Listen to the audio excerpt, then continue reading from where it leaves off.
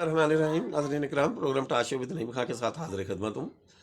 आपके इल्म में है कि पंजाब भर में वकला के इंतखाबात बार एसोसिएशन के वो 13 तारीख मुकर्रर थी, 13 जनवरी। इस मौके पर ये होता है कि आमतौर पर वकला अपने अपने जो सदर होते हैं रजीम चुनते हैं, जिसमें सेक्रेटरी, नायब सदर, सीनियर नायब सदर, जॉइंट सेक्रेटरी वगैरह। तो गुजरांवाला बार पंजाब भर में एक बहुत मजबूत बार है।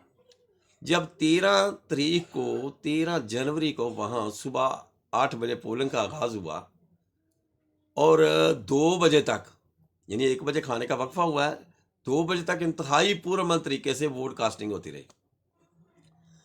और जब 4 बजे के करीब कुछ नामालूम अफराद वो ज़बरदस्ती इलेक्शन हॉल में घुस आए और बेल्ट पेपर छीन लिए और वहीं मार कुटाई तशद्दुद शुरू हो गया। मुझे फैसलाबाद से मेरे कज़न वकील हैं, उन्होंने फ़ोन करके पूछा कि गुजरांवाला बार में ये क्या हो रहा है, क्या वकला ऐसे काम करते हैं? तो मैंने उन्हें बताया ये वकला का काम नहीं है, ये एक्सटर्नल बाहर से लोग आए जिन्होंने ये काम किया। हाँ, उनमें ये है कि सहूलतकारी ज़रूर अंदर से की हुई है किसी ने, और ये बात बिल्कुल अय्यां है। इसकी इंक्वायरी होनी चाहिए कि किस जगह पर ये प्रोग्राम बना है। आखिर अंदरूनी सहूलतकारी के अलावा ये काम नहीं हो सकता। तो चूंकि प्रेसिडेंट का इलेक्शन बड़ा कमाल था गुजरांवाला बार एसोसिएशन का, जिसमें आमर मरीर भागड़ी साहब बाजार पब्लिक में वो बहुत भरपूर उनकी पजीर आई थी। नसरुल्लाह डिल्लू साहब भी बहुत मेहनत कर रहे थे। मंजूर कादर भिंडर साहब भी इंतहाई मेहनत कर रहे थे। मिर्ज़ा नूर मोहम्मद साहब एक्स प्रेसिडेंट है, उन्होंने भी बड़ी मेहनत की। लाला शकील रहमान ने भी मेहनत की। इस तरह सेक्रेटरी में नेक टू नेक था अरशद महमूद गोंदल साहब और अली आफ्ताब। अब जब मुकाबले बिल्कुल नज़दीक नज़दीक हों तो कोई पार्टी भी नहीं चाहती कि वो रिस्क ले। ये उस वक्त ऐसा काम होता है जब मुकाबला 1-20 का हो जाए, जिसमें जो 20वें नंबर पर है वो कहता है कि जनाब मैं इसके एक वाला जो है मेरे साथ मुकाबला नहीं करेगा, तो मैं जो मर्जी करूं। तो एक वाला फिर वो भी कहता है कि मैं जो मर्जी करूं, दोनों लड़ पड़ते हैं। जहां नेक टू नेक मुकाबला होता है वहां लड़ाई नहीं होती। तो गुजरांवाला बार में ये जो वाकया हुआ है, इसने पंजाब भर में गुजरांवाला के वकाला के लिए एक बदतरीन मिसाल बनाई है। एक गुजरांवाला के वकला का एक जो बड़ा ग्रज था वो ख़त्म हो गया। उन्होंने कहा गुजरांवाला के वकला ये हैं। तो इलेक्शन कमीशन जो कि इलेक्शन कराने का पाबंद है, स्क्रूटनी से लेकर वो सिक्योरिटी तक, उसका क्या किरदार है? कैसे कोई बंदा आके छीन सकता है उनसे बैलेट पेपर? कापियाँ किधर से आ जाती हैं?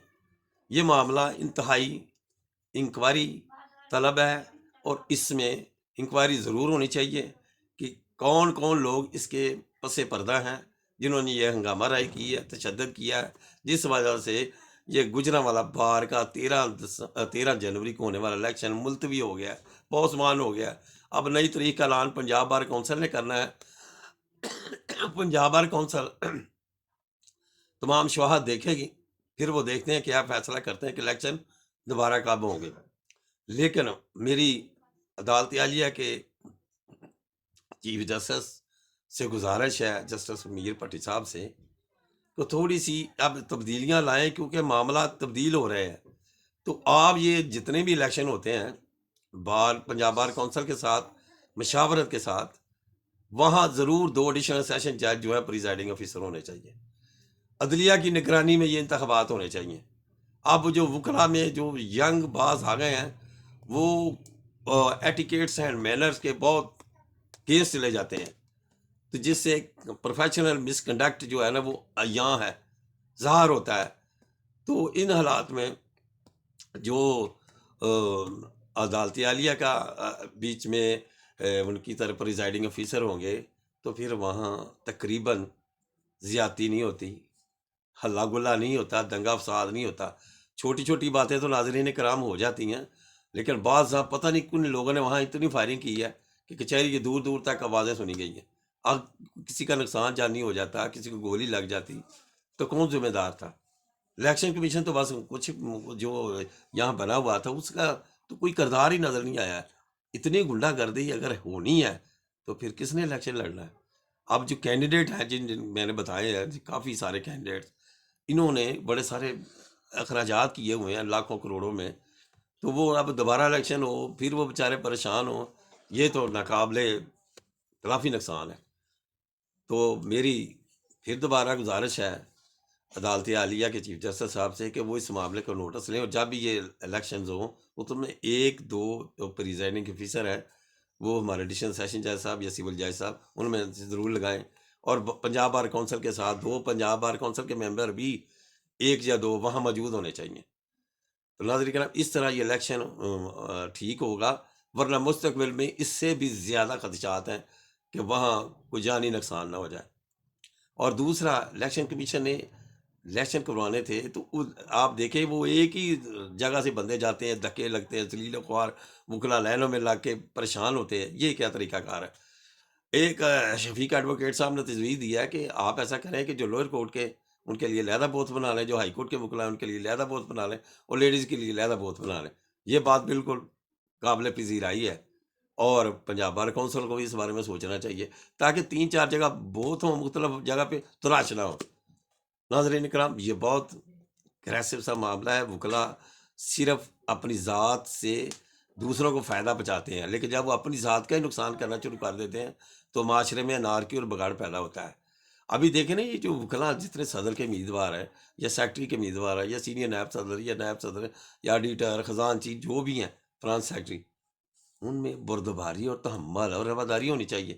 ہاں بھئی اگر ایک آدمی جیت گیا ہے تو جس طرح ماضی میں ہوتا رہا ہے تو آپ اسے ویلکم کریں، بھائی ٹھیک ہے آپ کی اکثریت ہے، ہم پھر نیکسٹ الیکشن میں حصہ لیں گے۔ لیکن جس طرح یہ کام ہوا ہے انتہائی افسوسناک، قابل مذمت ہے۔ تو اس میں دیکھیں انکوائری پنجاب بار کونسل کر رہی ہے، کیا حالات و واقعات ثابت ہوتے ہیں۔ تو میری تمام وکلا بھائیوں سے گزارش ہے کہ وہ بھی اپنا اپنا رول ادا کرتے ہوئے ریکوزیشن پاس کریں کہ لیڈیز کے الیکشن پولنگ بوتھ علیحدہ ہو، لوور کورٹ کے وکلا کے لیے پولنگ بوتھ علیحدہ ہو، اور ہائی کورٹ کے وکلا کے لیے پولنگ بوتھ علیحدہ ہو، تاکہ آسانی سے ووٹ کاسٹ کیے جائیں۔ اور جو پریزائڈنگ آفیسر میں نے کہا ہے وہ عدلیہ سے 2-3 لازمی ہونے چاہیے، کیونکہ عدلیہ کا آج بھی ایک تقدس ہے، اور پولیس جو ہے وہ تو اس کی تو کارکردگی آپ کو پتہ ہے، جب گولی چلتی ہے یا کوئی ہنگامہ ہوتا ہے پولیس والے تو نظر نہیں آتے۔ بعد میں ایس پی سول لائن صاحب آ گئے ہیں، جب یہ سارا کام ختم ہو گیا تو انہوں نے کہا کیا کیا ہوا، اب کون پتہ ہے کسی نے گولی چلائی کیا ہوا، یہ تو کسی کے پاس کوئی چیز ہی نہیں ہے۔ اگر کسی نے کوئی ویڈیو وغیرہ بنائی تو وہ تو ضرور منظر عام پر آ جائے گی، لیکن یہ ایک افسوسناک قابل مذمت حرکت ہوئی ہے۔